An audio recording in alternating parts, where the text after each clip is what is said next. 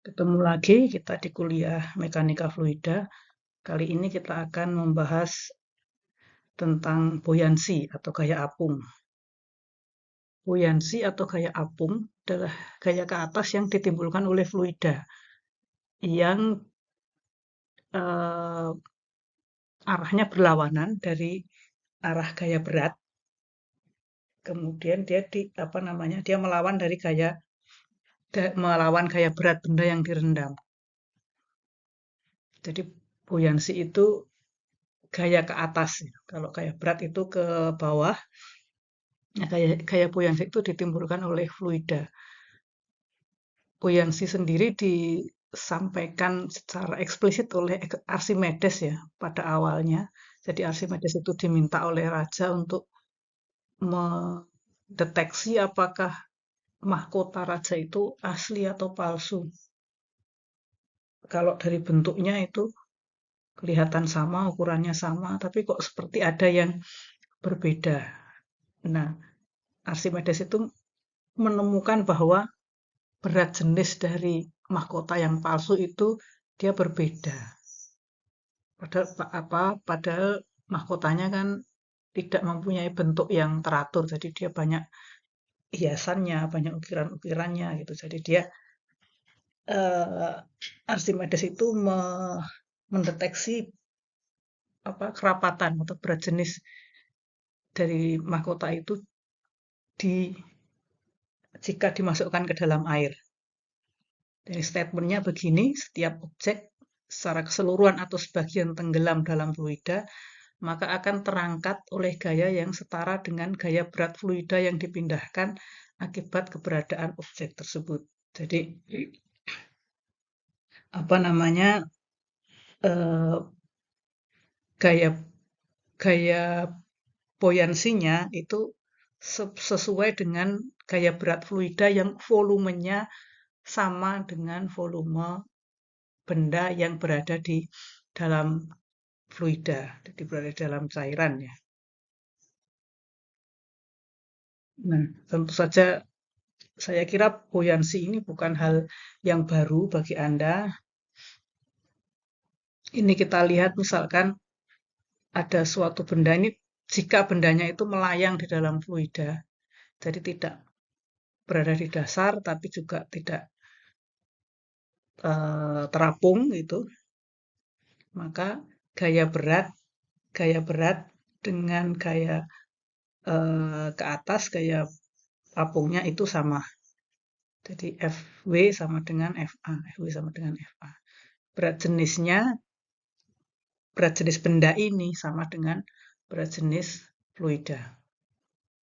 Kalau bendanya itu tenggelam, maka Fw lebih dari Fa.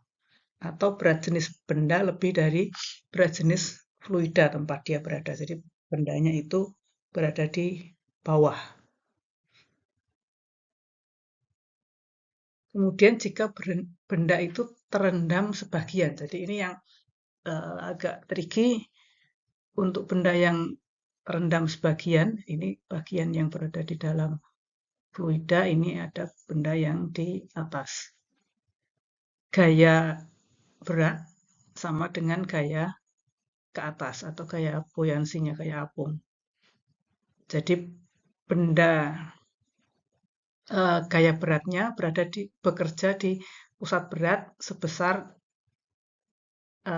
Fw, kemudian gaya apung, gaya ke atasnya itu sebesar Fa. Nah, Fa ini volumenya, Fa itu volume fluida kali berat jenis fluida. Volume fluidanya itu adalah bagian dari sama dengan volume benda di bagian yang dia ada di dalam fluida. Nah, untuk benda-benda yang terendam sebagian, itu posisi dari yang penting itu adalah posisi dari titik pusat berat benda dengan titik berat titik titik bekerjanya kayak buoyancy. Jadi titik berat benda itu bekerja di pusat berat benda. Kalau eh, B atau titik bekerjanya kayak buoyancy itu berada di pusat bagian benda yang berada di air. Nah, kalau apa namanya posisinya seperti ini, artinya B itu di atas G, maka jika benda ini didorong begini, dia akan kembali. Jadi apa namanya, jika ini didorong, kan ini tetap apa G-nya tetap di pusat benda, terus karena dia mulai miring, B-nya itu bergeser, sehingga ini dengan ini menjadi dua gaya yang besarnya sama, tapi dia tidak segaris, jadi ada lengan. Ini akan menjadi couple. Jadi dia akan mengembalikan benda kembali ke sana, akan balik seperti ini lagi. Tapi kalau posisinya seperti ini, jadi G-nya lebih di atas daripada B. Ini B-nya di sini ke arah sana, ini G-nya di sini ke arah bawah. Maka jika bendanya itu didorong, G-nya tetap di pusat benda, B-nya bergeser, dia bergeser ke samping. Nah, ini jadi couple yang akan mengguling ke kanan, bendanya akan mengguling ke kanan, jadi dia akan mencari kesetimbangan baru. Contohnya kalau Anda ambil botol air mineral ya, botol air mineral, botol plastik itu yang kosong, terus Anda masukkan pelan-pelan secara vertikal. Itu akan dia sebetulnya bisa setimbang, tapi gaya yang sangat kecil sekalipun akan membuat dia terguling sehingga posisi botol itu akan horizontal. Jadi secara teoritis posisi botol kosong yang dimasukkan ke air itu tegak bisa, vertikal bisa.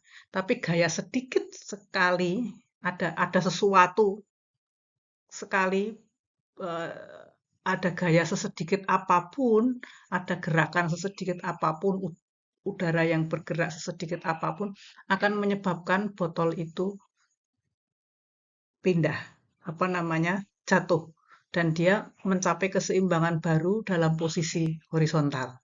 Itu adalah contoh dari eh, posisi yang ini. Tapi kalau bendanya, kalau botol itu sudah horizontal, jadi dimasukkan ke botol plastik kosong dan dimasukkan ke air dalam posisi horizontal, meskipun dia dikenai gaya, ditekan atau didorong, itu dia tetap akan posisinya horizontal, akan balik lagi ke tetap horizontal. Karena yang apa namanya, yang posisi horizontal itu kalau dianalisis gayanya dia akan seperti eh, pada pada kasus yang sebelum ini. Pada kuliah sebelumnya kita sudah belajar tentang posisi titik berat. Ini juga bisa digunakan untuk posisi titik di mana gaya buoyancy itu bekerja. Gaya buoyancy itu juga bekerja di titik berat, hanya titik berat bagian dari benda yang berada di dalam air. Nah, kalau bendanya itu bentuknya ideal, misalnya persegi gitu, kita tahu bahwa titik beratnya ada di tengah, ada di setengah tinggi dan setengah lebar. Kalau bendanya itu berbentuk lingkaran, maka titik beratnya ada di pusat benda. Kalau bendanya berbentuk segitiga, dia ada di sepertiga dari garis berat. Nah, bagaimana kalau bendanya itu bentuknya tidak ideal? Nah, misalnya bendanya berbentuk seperti ini ya. Nah, ini benda yang bisa dibentuk dari beberapa bentuk yang bisa kita tahu titik beratnya. Misalnya benda ini itu ada bisa dibagi menjadi ini ada persegi, kemudian yang di sebelah kanan itu segitiga. Nah, untuk benda komposit seperti ini, gabungan dari beberapa benda, maka titik beratnya dilihat dari sumbu X itu adalah XI kali AI. Jadi titik berat benda ke I dikalikan luasnya. Untuk seluruh komponen benda komposit, kemudian dibagi dengan luas total. Demikian juga untuk titik berat pada posisi sumbu Y. Sebagai contoh, ini kita akan mencari di mana letak titik berat benda ini. Jadi bendanya kita bagi dua, nah ini persegi, yang ini segitiga, jadi kita tahu di mana posisinya masing-masing titik berat untuk dua benda ini. Ini jadi titik beratnya di tengah, X-nya 25, Y-nya 60. Yang ini adalah titik beratnya itu ada di sepertiga dari bawah dan sepertiga dari sini juga. Nah, sekarang kita misalkan ini benda pertama, ini benda kedua. Kita cari luasnya masing-masing. Benda pertama luasnya 50 kali 120, benda kedua luasnya setengah dari 40 kali 120. Kemudian kita terapkan ini posisi titik berat masing-masing, maka dari sumbu Y ini ada, misalkan ini sumbu X dan ini ke sana sumbu Y, maka posisi titik beratnya kan di tengah dari sini, jadi dia 25. Kalau yang ini benda yang kedua itu sepertiga dari ini, kan segitiganya yang ini. Jadi dia sepertiga dari sini ke sini. Di sini ya, sepertiga dari sini ke arah sana. Jadi makanya dia sepertiga dari 40 itu di sini. Kalau dari sumbu X nolnya di sini, maka dia ada 50 ditambah sepertiga dari 40. Kemudian masing-masing dikalikan luasnya, 25 dikalikan luasnya, ini juga dikalikan dengan luasnya, dibagi dengan luas total, sigma A. 6.000 kali 2.400, jadi ketemunya 36. Jadi dia agak kalau di tengah ini 25, dia agak condong ke kanan. Kemudian kalau ke atasnya berapa? Ke atasnya dia ada, kalau ke atasnya ini kan tengahnya kan berarti 60. 60 kali luasnya 6.000, kemudian yang ini sepertiga dari garis berat ini. Jadi sepertiga dari 120. Dikalikan dengan luasnya 2.400 dibagi dengan total luas. Ketemunya 54. Jadi dia agak ke bawah. Jadi ada di sekitar sini titik beratnya.